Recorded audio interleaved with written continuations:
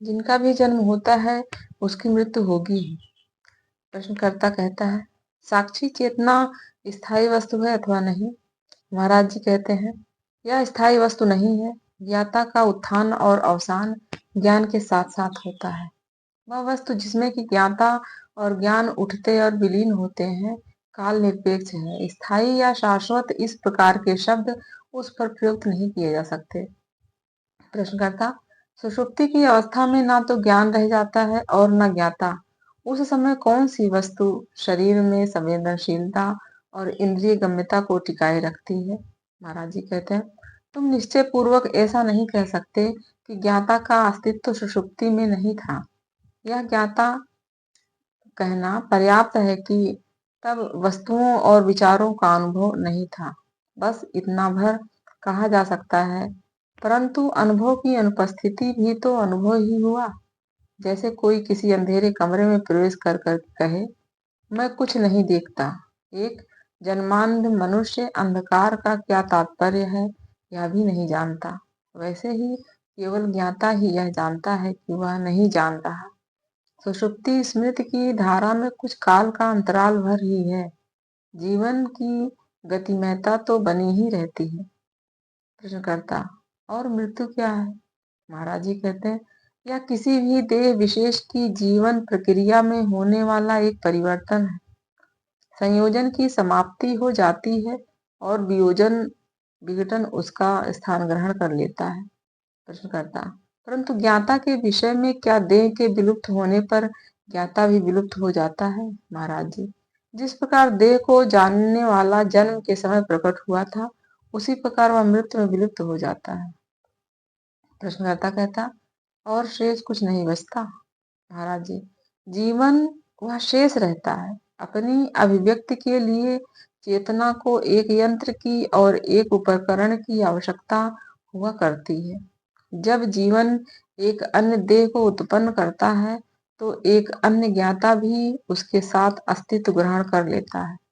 प्रश्नकर्ता, क्या देह के इस प्रकार के क्रमागत ज्ञाताओं के मध्य किसी प्रकार की कारणगत कड़ी होती है?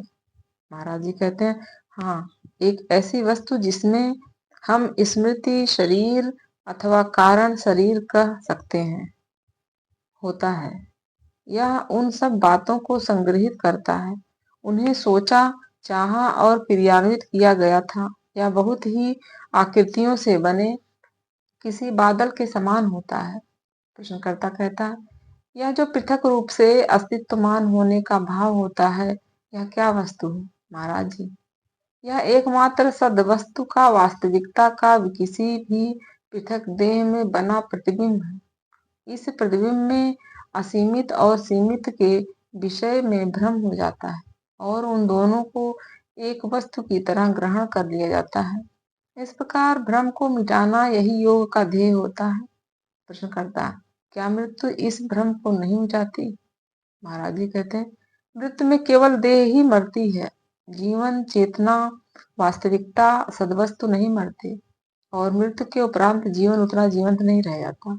प्रश्नकर्ता कहता, पर क्या कोई पुनर्जन्म ग्रहण करता है?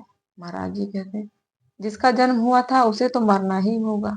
केवल अजन्मा ही मृत्यु रहित होता है। उसका पता लगाओ जो ना तो कभी सोता है और ना कभी जागता है, जिसका धुंधला सा प्रतिबिंब ही हमारी मैं का भाव है।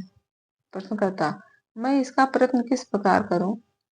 महाराज जी कहते हैं, तुम किसी वस्तु को खोजने के लिए क्या प्रयत्न करते हो, इसमें तुम अपना पूरा मन और हृदय लगा देते हो। इसके लिए तुम में अभिरुचि और सतत स्मरण होना चाहिए। जिसे भी स्मरण रखना आवश्यक होता है, उस सबको स्मरण रखना यही सफलता का रहस्य है और लगन के माध्यम से तुम इस तक पहुंचते हो।